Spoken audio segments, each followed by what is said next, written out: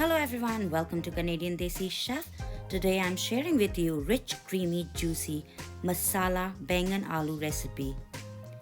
This delicious recipe is one of my favorite. Please try this recipe and let me know how do you find it. So let's start making it. In a kadai or any other heavy bottom pan, heat up mustard oil. If you want, you can use any other vegetable oil, but by using mustard oil, you will take this simple dish to another level. Once oil is hot, add medium diced potatoes in it.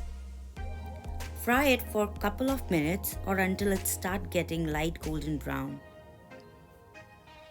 Then add medium diced eggplant. Fry them together for a couple of minutes. Give it a nice brown coating and cook it about 50%. At this stage, you can take it out Baingan Aloo in a separate plate, or you can do it in this way by making sure that the gas flame is on medium. After making space, add asafoetida, cumin seeds, crushed fennel seeds. Let them splutter. Then add chopped ginger, chopped garlic, and saute them about a minute. Then add a little bit of water in it. Now add spices, turmeric, green chillies, salt, red chilli powder, Kashmiri red chilli powder, coriander powder, garam masala, and mix everything well. Add little water to ensure masala roasts evenly and doesn't get burned.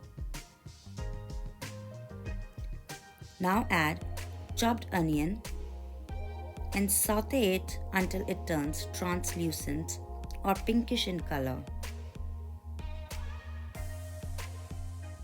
Once done, mix everything together. Add chopped tomatoes on top and give it a stir. Cover it and cook it on medium flame until it's cooked for about 10 minutes more. Meanwhile, keep stirring it in between so that the masala won't stick to the bottom. Once done, turn off the flame and add dry mango powder. Mix it and your recipe is done.